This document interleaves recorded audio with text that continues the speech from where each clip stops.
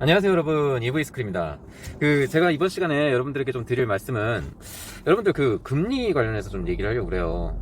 참, 어저께 환율 보셨어요? 보니까 뭐 1420원대 육박하던데 이제 시작이에요. 이제 점점 좀 빠져나가는 겁니다. 그리고 그전에는 왜 좀 약간 여러분들도 좀 느끼셨을 거예요. 약간 의도적으로 환율을 좀 계속 어떤 공적 자금이나 정부 자금을 통해서 이 어떤 환율을 좀 1,400원 이하로 안간힘을 쓰면서 억제를 하고 있었던 거를 여러분들도 느끼셨을 거예요. 근데 이제는 환율을 미국이 9월달에 자이언트 스텝을 단행을 하면서 도저히 이제 그거를 더 막을 수가 없었던 거예요. 왜냐면은 사실 정부에 쓸 수 있는 유용 자금은 또 한계가 있잖아요. 외화 방어를 위해서 쓸 수 있는 자금이 한계가 있는데, 이 외화 방어 자금이 이제 다른 데 또 써야 되고 이렇게 돌려야 되는데, 만약에 그게 바닥이 나게 되면은 그 동맥경화 말 그대로 진짜 마비가 일어나니까 더 이상 쓸 수 없는 경계선이라는 게 있어요. 근데 제가 볼 때는 그 경계선 이미 넘어서서 이후에는 사실상 국가가 벌어들이는 외화, 국가가 벌어들이는 기업들의 달러, 이런 것들로 인해서 그런 걸로, 그런 유동성, 흐름 유동성으로 인해서 쓸 수 있는 가용 자금이, 환율 방어를 위해서 쓸 수 있는 가용 자금이 늘어나는 법인데, 이제 그런 자금이 쉽게 늘어나지 않는다는 얘기예요. 근데 제가 지난 시간에 말씀드린 대로 이 재고가 엄청나게 불어나고 있기 때문에 상품이 회전이 안 되는 겁니다. 상품이 회전이 안 되면은 돈이 들어오질 않겠죠? 돈이 흐름이 막히겠죠? 예, 그런 식이에요, 지금. 달러로 결제를 해줘야 되는데, 그 달러로 결제된 거를 그러니까 물건을 팔아서, 해외로 물건을 팔아서 달러를 결제를 지금 못 받고 있는 거예요.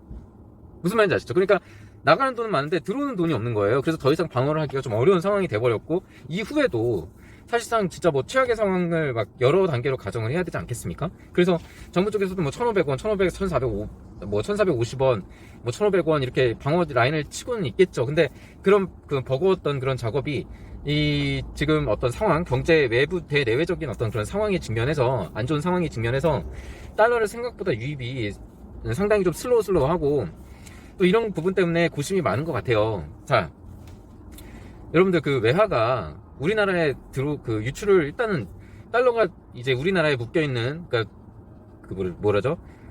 물가가 오르는 게 사실상 우리나라가 달러를 많이 보유하고 있을수록 우리한테 물가 안정에는 확실히 도움이 돼요. 왜냐면은 수입 물가가 그만큼 낮아지기 때문에 인플레이션 발생이 억제가 될 수 있어요. 하지만 그게 안 되잖아요. 그러면 이제 인플레이션이 천정부지로 치솟는 거예요.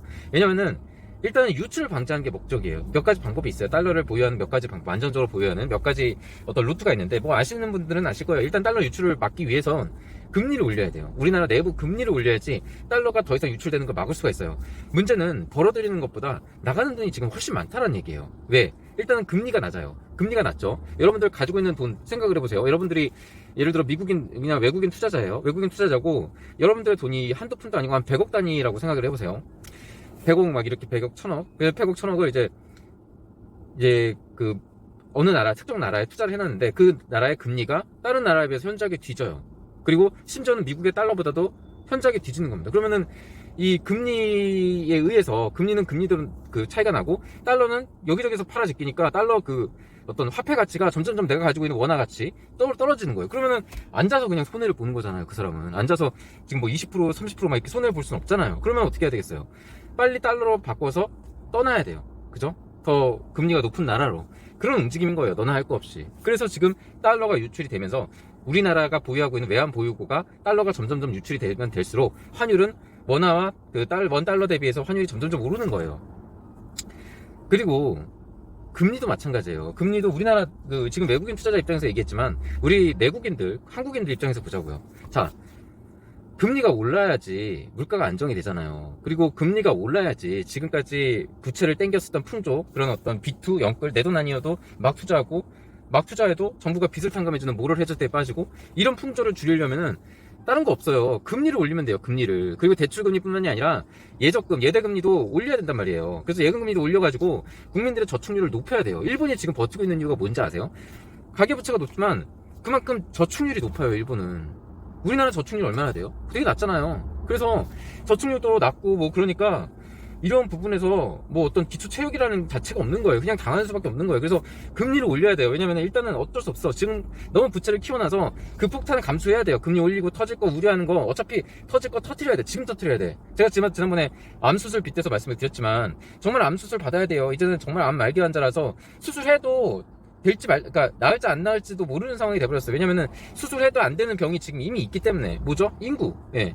이미 수술해도 낫지 않아요, 그거는. 그래서 일단은 지금 당장 금리를 올려야 돼요. 금리를 올리지 않으면 다 죽는 거예요, 지금. 금리 올리지 않잖아요? 지금 환율이 1420원대 지금 됐는데, 다음 주 되면요, 1450원 돼요. 1450원 되고, 제가 말씀드렸잖아요. 자이언트 9월달에 자이언트 스텝 하면은, 환율이 1400원 중반대에서 왔다 갔다 할 거라고. 그 이상 될 수도 있어요. 예. 그리고, 이제, 다음에 자이언트 스텝 하잖아요. 제가 울트라 스텝 하면은 1500원 넘을 거 그랬죠.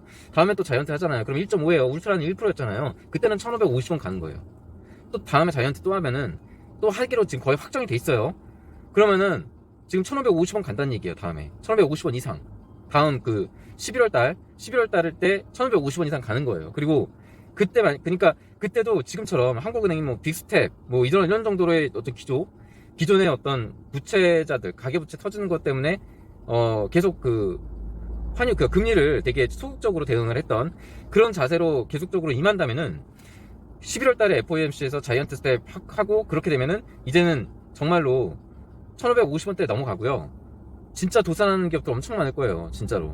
그때 진짜 망하는 기업 되게 많아질 거예요. 그때는 정말 연쇄 도산하고 중소기업들 연쇄 도산하고 대기업들도 되게 힘들어질 거예요. 그리고 미국이 거의 내년까지는 금리 인상을 확실시하게 계속 올리잖아요. 미국이 내년까지도 계속 올리고 내후년에도 올릴 거예요. 그러면은 자, 한 2년 정도의 시간이 있잖아요. 자, 2년 정도 시간에 중국 있잖아요. 중국이 반도체 기술이요. 반도체 완제품 만들 거예요. 그때 반도체 그 원자재에서 초기 원자재에서 중간재까지 지금 못해가지고 기술력이 없어서 그거를 지금 삼성에서 수입을 하고 있었던 거거든요. 자, 2년 안에 중국이 그거 마스터 할 거예요. 마스터 하게 되면은 우리나라에서 거의 수입하는 완제품과 중간재가 거의 없게 돼요. 반도체는. 그럼 반도체의 입지가 어떻게 되겠어요? 엄청 줄어들어요. 그리고 미국의 비호를 받고 있는 TSMC 가만히 있겠습니까? 가뜩이나 지금 TSMC는 삼성보다 더 멀리 앞서가고 있어요. 감당되겠어요? 그리고 삼성이 우리나라에 차지하는 비중이 얼마나 돼요? 경제에서 엄청 크잖아요. 이런 것만 봐도 앞으로 어떻게 될지 눈에 선하지 않으세요? 그만큼 삼성이 기업 활동에서 약화되고 활동이 위축된다는 거는, 시장이 좁아진다는 거는 그만큼 우리나라가 외화를 못 벌어들인다는 거예요. 우리나라의 경제 성장률이 그만큼 뒷걸음친다는 얘기예요. 이제 아직도 실감이 안 나세요? 이제는 대기업들이 돈을 못 벌어오는 구조가 돼버리잖아요. 그러면은 장기 침체 온다니까요. 정말로 잃어버린 20년 오는 거예요. 그때는 잃어버린 30년 20년 오는 거예요. 그러면은 이제 그때부터 이제 버블이 하나 둘씩 터지는 거예요. 물론 지금 부동산 버블이 먼저 터지고 있지만 그때는 정말로 팍팍 터지는 거예요. 정말로 그때는, 그죠? 내가 내 주제에 넘게 과분하게 누려왔던 것들이 자산 가치가 엄청나게 하락하고 그렇게 되는 거예요. 정말로. 물론 그게 이제 정상화되는 과정이기도 하죠. 사실 빚 무서운 줄 모르고 마구 써댔으니까. 이제 그런 거 파티는 이제 끝난 거예요. 그때는 이제 정말 장기 침체, 잃어버린 30년 들어가는 겁니다. 일본 소니 아시죠? 우리 옛날에 워크맨 나오고 막 이럴 때 엄청 소니 제품 좋아하고 일본의 어떤 앞선 기술 이런 걸 굉장히 많이 감탄사를 쏟아냈잖아요. 그 소니가 그 모양이 됐다니까요. 진짜로. 삼성도 그렇게 될 것 같아요. 제가 보기에는 앞으로. 왜냐면은 어떤 그동안의 어떤 노력이나 이런 것들이 좀 정체돼 있었어요. 사실은 제가 뭐 지난번에 영상에서도 여러 번 말씀을 드렸을 거예요. 우리나라가 왜 이렇게 저성장의 늪에 빠지게 될 수밖에 없는지, 그리고 앞으로의 미래가 왜 암울한지, 미래 세대한테 어떤 기대를 할 수 없다라는 거를 왜 그런지에 대해서 말씀을 드렸어요. 왜냐면은 사실상 이거는요, 한 5년, 10년 전부터 이루어졌었어야 되는 거예요. 그런 세대들이 어떤 노력과 결실이 지금 맺어지는 시기거든요. 한 5년에서 10년 정도의 그 뒷세대들, 어떤 한창 일하기 시작하는 그 뒷세대들의 땀과 노력으로 인해서 어떤 지금에 나타나는 영광이 있어야 되는데 그게 없다라는 건 무슨 말이냐? 앞으로의 미래가 그렇게 된다는 거예요. 왜냐면 그만큼 어떤 헝그리 정신이나 노력이나 열정이나 성공이라는 열망을 불태워본 적이 전혀 없기 때문에 지금의 어떤 그런 정도, 적당한 정도에서 머물고 적당한 정도에서 열심히 할 필요가 없는 거. 내가 왜 열심히 해? 뭐하러 열심히 해? 바보야? 그냥 나는 그냥 내 삶 즐기고 그때그때 뭘 출근하고 지각만 안 하고 일만 하고 책상에 앉아있으면 월급은 줘. 딱 이런 식이 돼버린 거예요. 그러니까 누구도 헌신을 하지 않으려고 하고 누구도 노력을 하지 않으려고 하니까 삼성 자체도 우리나라의 뭐 최고의 기업이라고 하는 삼성맨 뭐 이러면서 삼성맨이야 막 이러면서 나오면서 대체 삼성이 지금까지 한 게 뭐예요? 저는 묻고 싶어요. 삼성이 제트폴드 해가지고 뭐 지금 뭐 접는 폰이 계속 나오는데, 아니 중국의 반도체 공장 막 세우고 중국의 휴대폰 막 이렇게 열세고 밀리고 이런 거 보면은 좀 느끼는 게 없었나요 그때? 그리고 아이폰이나 뭐 이렇게 밀리고 하면 위기감을 좀 느꼈어야 되는 거 아닌가요? 저는 그렇게 생각해요. 물론 이제 그러니까 이런 거예요. 당장에 물론 이제 보이는 게 있지만 여러분들 당장 눈에 보이는 것만 생각하시면 안 돼요. 여러분들은 투자자잖아요. 삼성에서 일하는 사람들이 아니잖아요. 그러면은 먼 미래를 봐야 돼요. 5년, 10년 뒤, 길게는 20년 뒤. 이런 식으로 여러분들만의 미래를 예측을 하시고 보셔야 돼요. 그러니까 사실상 그러니까 지금 미래가 보여야 돼요. 그 기업의 미래가. 지금 당장 말고요. 지금 당장은 필요 없어요. 그 지금 당장의 데이터는 여러분들한테 아무 필요가 없어요. 여러분들이 딱 그 어떤 A라는 기업을 봤을 때 그 A라는 기업의 5년 뒤가 어떻게 될 것이고 10년 뒤가 어떻게 될 것인가를 가늠해야 돼요. 그게 척도예요. 그게 기본이에요. 다른 거 필요 없어요. 그 기업에 지금 현 주소 뭐 예를 들어서 지금 막 엄청나게 적자를 보고 있고 허덕허덕대고 물론 이제 그걸 예측하기가 쉽지 않겠죠. 5년 뒤, 10년 뒤를 예측하기가 쉽지 않은 건 알고 있어요. 하지만 여러분들이 노력을 그 어떤 그 기업에 대해서 어떤 전망이나 이런 것들을 철저하게 공부하시고 그 기업이 추구하는 바가 뭐고 그 기업의 CEO가 생각하는 바가 뭐고 그리고 그 사람들의 어떤 직원 가족 간 그런 어떤 직원들 회사 운영 그 세계관 이런 것들을 철저하게 공부하시고 믿을 수 있는지 없는지에 대해서 확신이 있을 때까지 연구하셔야 된다는 얘기예요. 여러분들도 그게 직원이 아닌 여러분들 입장에서는 그게 헌신인 거예요. 그러니까 이 기업이 괜찮은지 안 괜찮은지를 끊임없이 고민을 하셔야 되고 그 고민이 길어지지 않게 만들려면은 제가 얘기했죠. 그 전에 여러분들 뭘 가지고 계셔야 된다 그랬죠? 그리고 뭐가 중요하다 그랬죠? 여러분들의 투자 개념, 여러분들만의 투자 철학이 필요해요. 그게 머릿속에 정립이 돼 있어야 그런 것들을 볼 때 금방 답을 낼 수가 있는 거예요. 무슨 말인지 아시죠? 그래서 제가 여러분들이 그런 투자나 이런 거를 고려할 때 딱 그 어떤 뭐 누구나가 볼 수 있는 그런 데이터, 재무제표 뭐 이런 것만 보고 있지 말란 얘기예요. 제가 얘기하고 싶은 거는 다른 여러 가지 어떤 성공한 외국인, 그러니까 세계 투자자들 있잖아요. 그런 사람들의 그런 투자 철학을 보세요. 어떤 뭐 일부 서적에서 뭐 우리 국내 서적이나 뭐 이런 데서 어떤 차트 연구하고 뭐 차트 어디에서 뭐 하면 고점이고 뭐 어디에서 몇 프로나 떨어질 것이고 그 다음에 뭐 어떤 반등을 할 것이고 이거는 중요한 게 아니에요.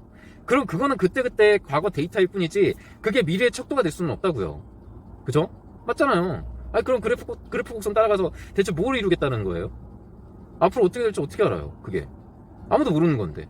그러니까 그런 접근 방식은 틀렸다는 거예요. 그래서 제가 누누이 얘기하는 게 여러분들이 5년 뒤, 10년 뒤를 바라봐요. 지금의 삼성을 보면 어떤가요?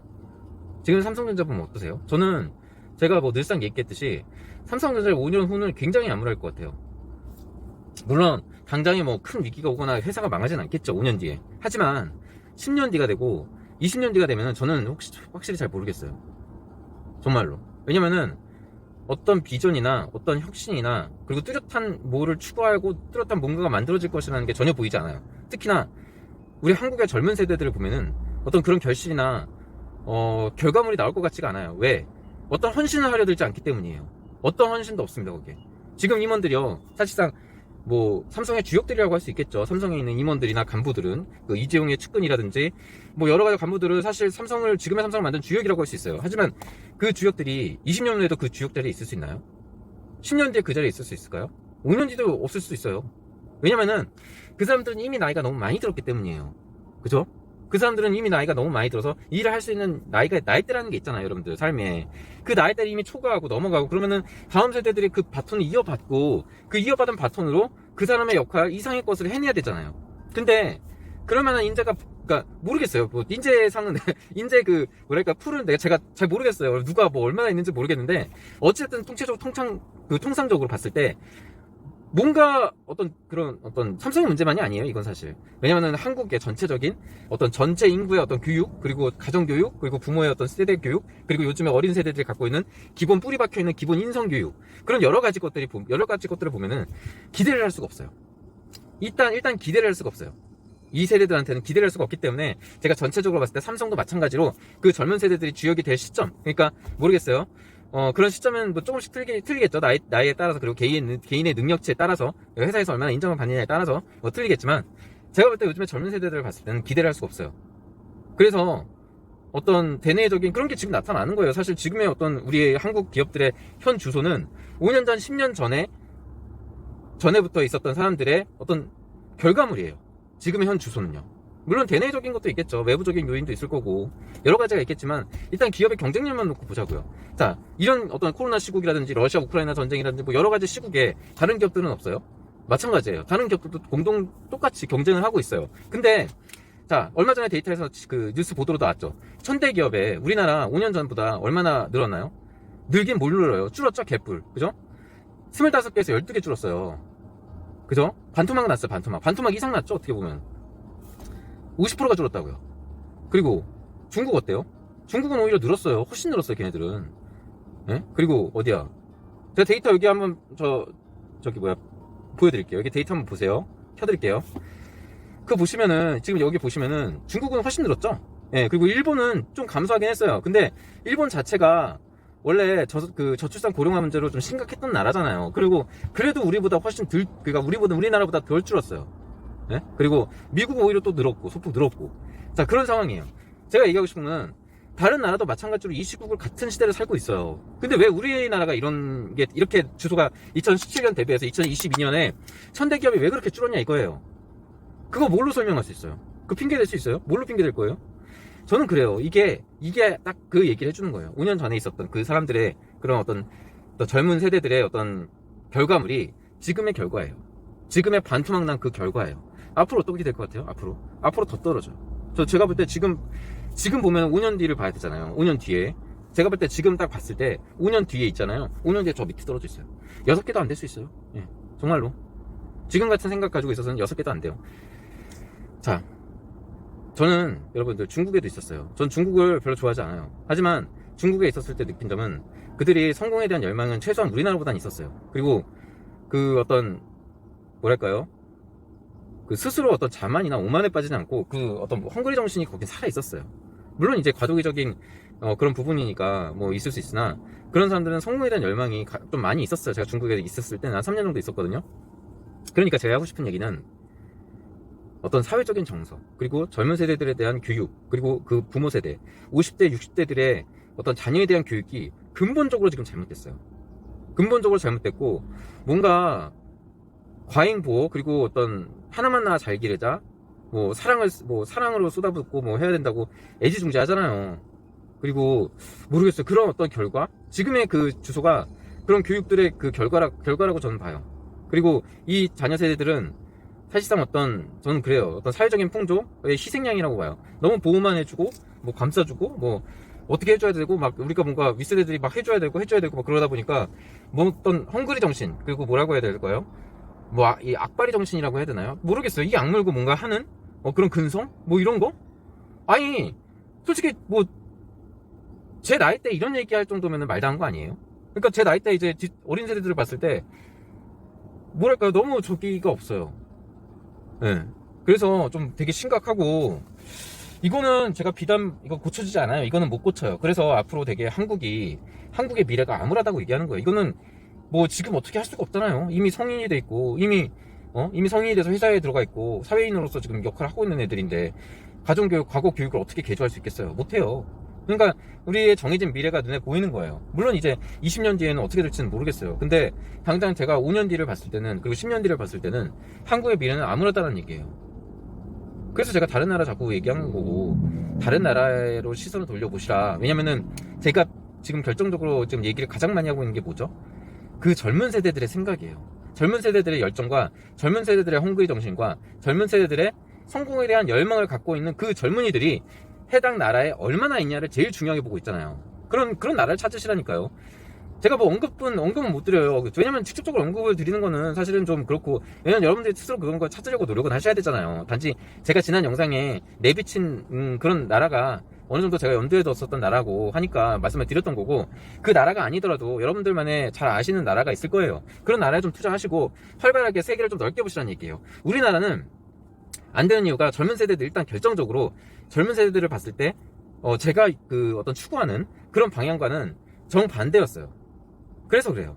그래서 저는 사실 해외로 눈을 돌린 거고, 해외로 지금 투자를 하고 있고, 그렇게 하고 있어요, 실제로. 그래서 모르겠어요. 여러분들 한국에 투자하실 분들은 한국에 투자하셔도 되는데 상관없어요. 그렇지만 제가 눈에 얘기했듯이 앞으로는 우리가 지금까지 살아왔던 어떤 경제에 관련된 부동산의 불패라든지 삼성전자의 어떤 끝없는 성장이라든지 삼성 무너지면 나라가 망한다든지 이런 어떤 고정관념, 이런 고정관념은 이제 통하지 않는 시대가 왔다라는 거예요. 이제는 그런 시대가 변했어요.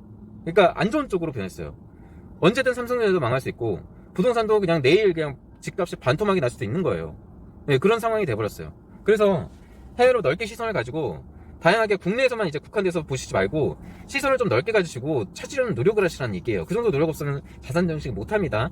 제가 얘기하는 거는 부동산에 대한 맹신, 뭐라 그랬죠? 부동산이기 때문에 과거 20년 전, 30년 전의 분들이 부동산이기 때문에 돈을 번 게 아니라고 했죠. 그때 우리나라가 한참 과도기였고 발전하고 성장해 갈 때이기 때문에 그런 얘기를 했잖아요. 사람들이 열정에 불탔고 사람들이 성공에 대한 열망이 가득했었던 시기니까요. 그리고 그런 인구가 가장 많았던 시기니까요. 그래서 제가 얘기하잖아요. 그런 나라, 그런 시기에 맞는 나라는 찾을 수 있다니까요. 그런 시기가 지난 나라는 그냥 깔끔하게 버리세요. 그런 시기가 지나고 그런 시기가 없는 나라는 때려 죽여도 못해요. 때려 죽여도 이룰 수 없는 발전이라는 게 있어요. 그런 나라, 그러니까 그런 어떤 이미 그런 어떤 시기, 그런 어떤 뭐랄까 기회, 별의 순간, 그래요. 별의 순간. 그 정치인 얘기 말 잘했네요. 별의 순간이 온 나라들을 여러분들이 찾으시면 돼요. 그러면 됩니다. 다만 한국은 물론 여러분들이 접근하기는 가장 쉬울 거예요. 왜냐면 한국인이니까요. 하지만 한국은 이미 그 시기를 지났어요. 이미 지났고 그래프로 치면은 이렇게 해서 꼭지를 피크를 찍고 이제 내려오고 있어요. 내려오고 쭉 내려오고 있고 이제 내려오는 게 아니라 이미 내려가기 시작했어요. 그래서 쭉 내려가서 쇠퇴기를 갈 것이다 라는 게 제가 보는 관점이에요. 왜냐면은 자, 그럼 누가 좀 설명 좀 해줘요. 우리나라 쇠퇴기에 접어들지 않았다고요? 그러면 성장은 앞으로 계속 성장해서 쭉 올라갈 것이라고 지금 얘기하시는 분들이 있으면은 좀 알려주세요, 저한테. 어떤 요인이 우리나라가 앞으로 성장할 것이라는 건지. 그죠? 그래서 그래요. 뭐, 다른 거 없습니다. 그런 시기가 이미 우리나라가 지났고, 앞으로 그거를 기대할 수 없기 때문에 그런 거예요. 네. 여러분들, 그래서 제 지난 방송들 한번 보시면은 제가 그런 얘기를 좀 많이 했어요. 여러분들 투자에 중간중간에 여러분들의 어떤 재테크와 여러분들의 자산을 증식할 수 있는 그런 방향, 그리고 뭘 해서는 안 되는지에 대해서 중간중간 제가 말씀드린 바가 있으니까 그거를 보시고, 특히 여러분들이 지금 한국 부동산 같은 거 빨리 파세요. 그거 빨리 던지셔야 돼요. 지금이 제일 큰 버블. 그리고 오늘 집값이 여러분들 가장 비싼 시기예요. 오늘 집값이 가장 비싸요. 예? 제 인생 최대의 버블이라고 했잖아요. 제 인생뿐만이 아니에요. 여러분들의 삶에 있어서도 지금이 최대의 버블이에요. 그러니까 지금 빨리 파시고 포트폴리오를 재구축하시되, 그 재구축하실 때 제가 얘기하는 거는 국내만 보지 말고 해외로 다양하게 넓게 보셔서 해외에다가 그 어떤 별의 순간을 맞이한 그 나라에다가 여러분들이 자산을 포트폴리오를 따서 인베스트 하시라는 얘기예요. 정말로. 아니면은 우리나라 솔직히 하시려면 하셔도 상관은 없어요. 예, 우리나라 하실 분들은 하세요. 삼성전자 주식 더 많이 사실 분들은 더 많이 사시면 돼요. 예, 제가 그거 가지고 뭐라고 하지 않아요. 다만 제 방송을 보시는 분들은 어느 정도 그래도 저에 대한 어떤 제가 가지고 있는 투자에 대한 생각, 뭐 그런 것들, 그리고 우리나라와 그 해외 각국의 어떤 미래, 이런 것들에 대해서 눈에 얘기했다라는 것을 여러분들은 알고 계실 거예요. 그런 관점에서 말씀을 드리는 건데, 자, 한국 말고 다른 나라를 찾아보세요. 네, 여기까지 하겠습니다.